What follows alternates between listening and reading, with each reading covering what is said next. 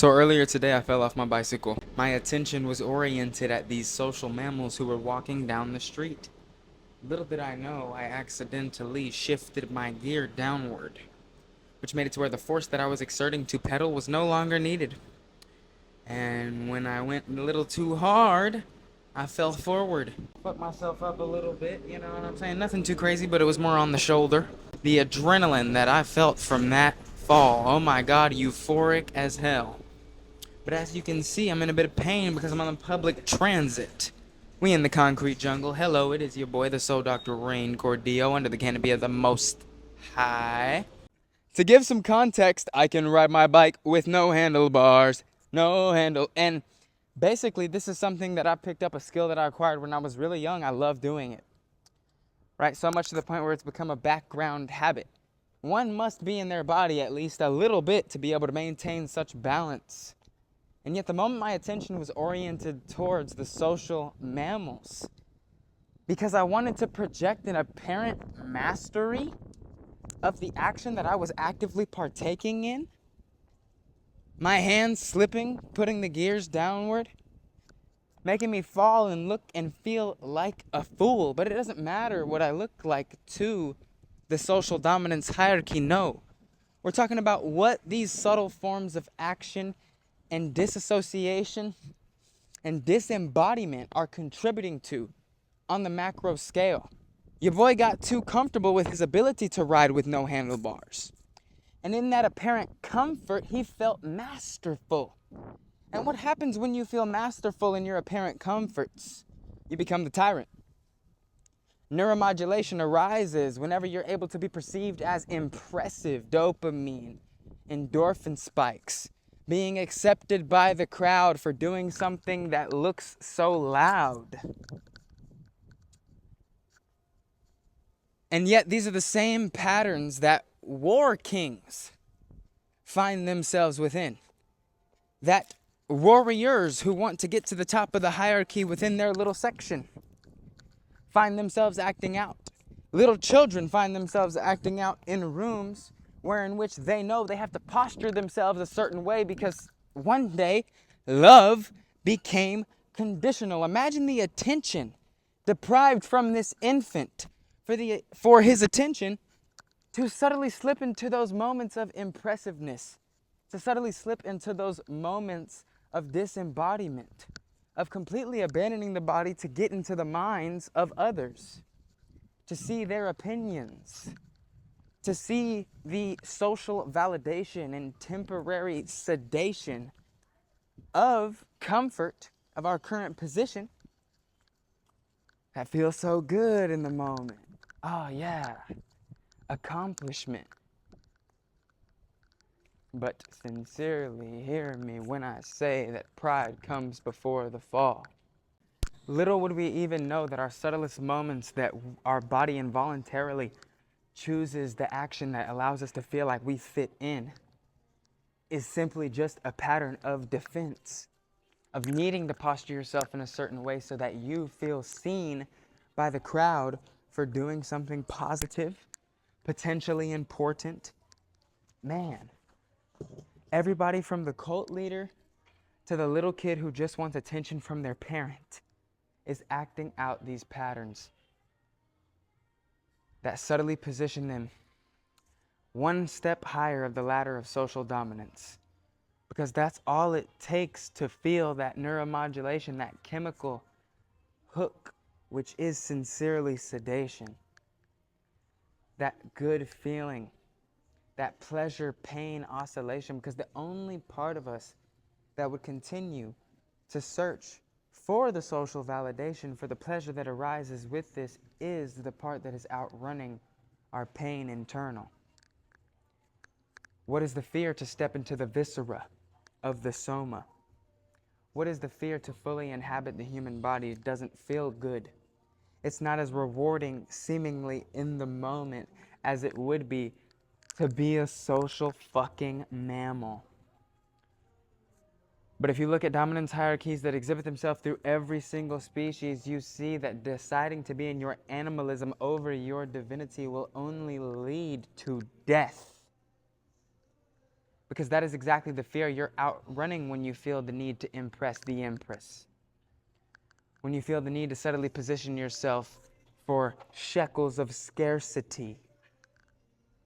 Meanwhile, the king mammals at the top of the hierarchy are laughing their ass off at the fact that the bottom feeders are sitting there accepting their little shingles.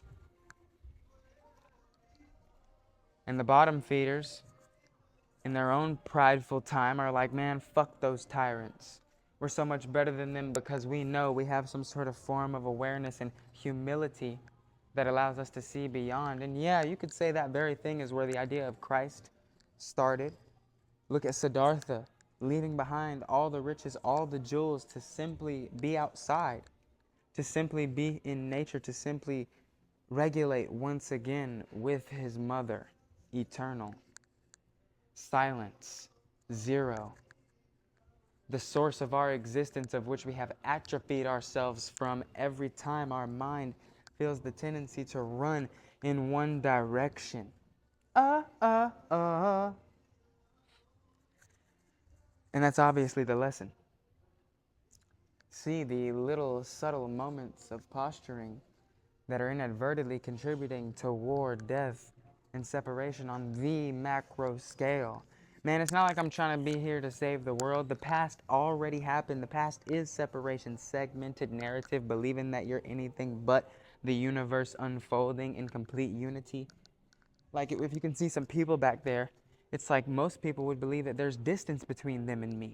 But when you understand that the retina can only perceive 0.0035 of the visible light spectrum, you will know that the web of communication, the network that is working itself in consistent fluctuation and consistent influx in this field of resonant vibration, there's no distance there. It's literally the entire grid making up this experience.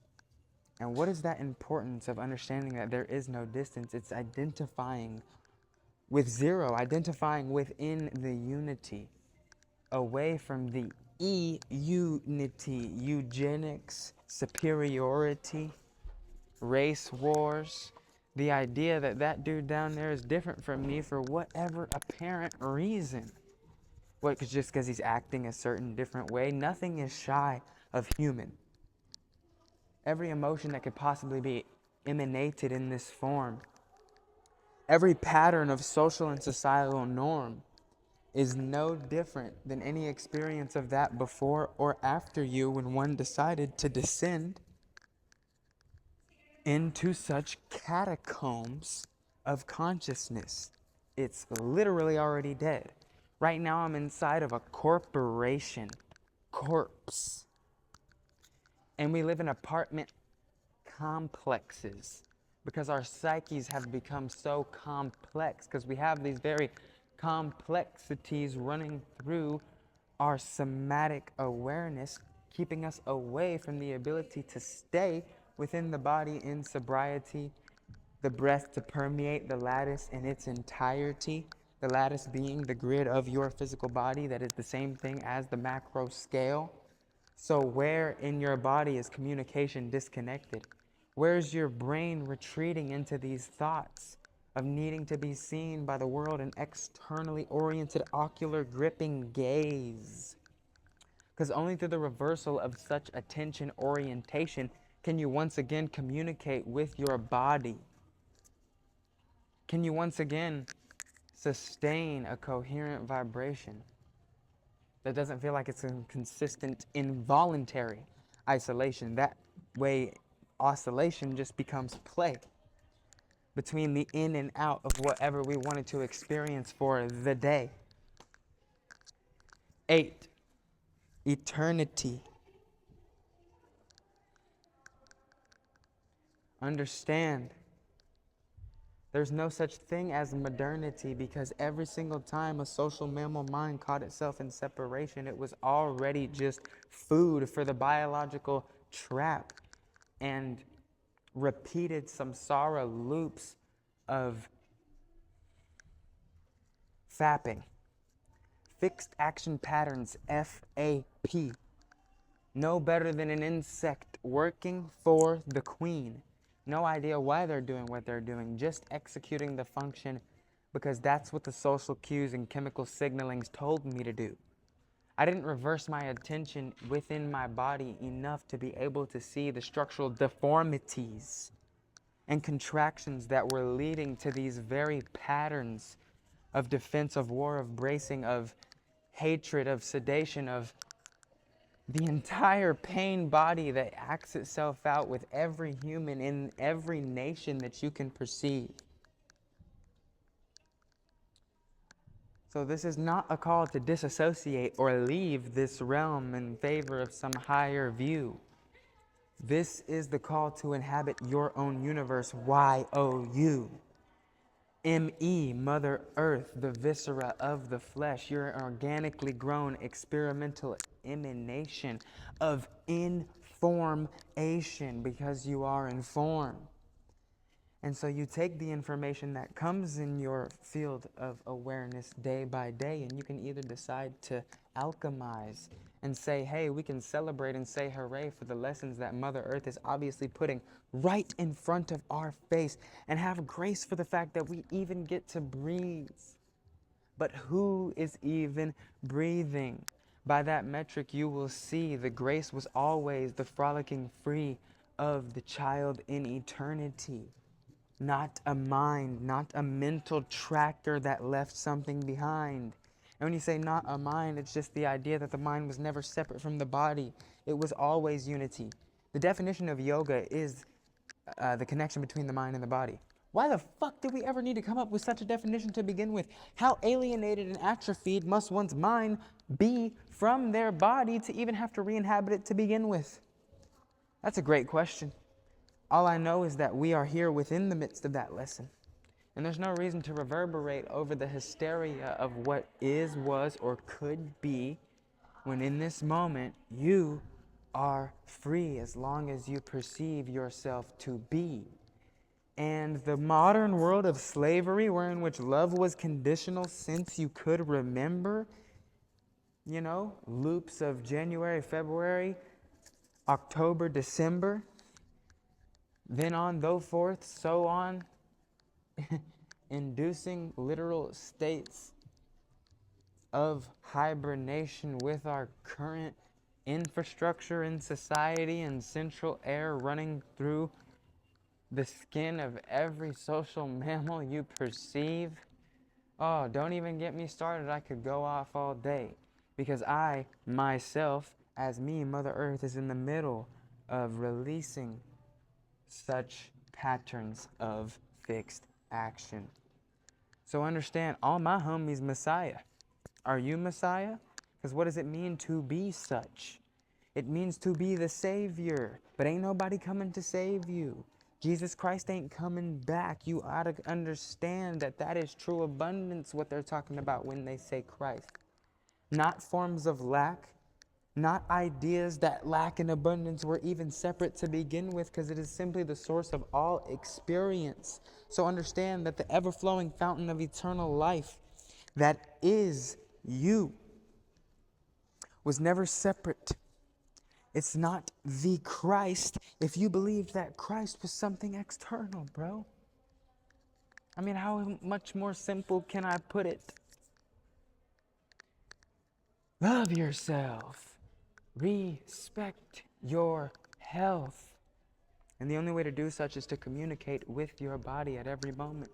No longer allowing the cranial tyrant, the social dominant mind, to leave the body behind and keep the infantile emotions which have not been regulated since screaming and creating postures of defense and wondering why we wake up in such a structural deformity where we hate our life. The patterns, the clinging, the need to survive. Allow the death, you will fully thrive.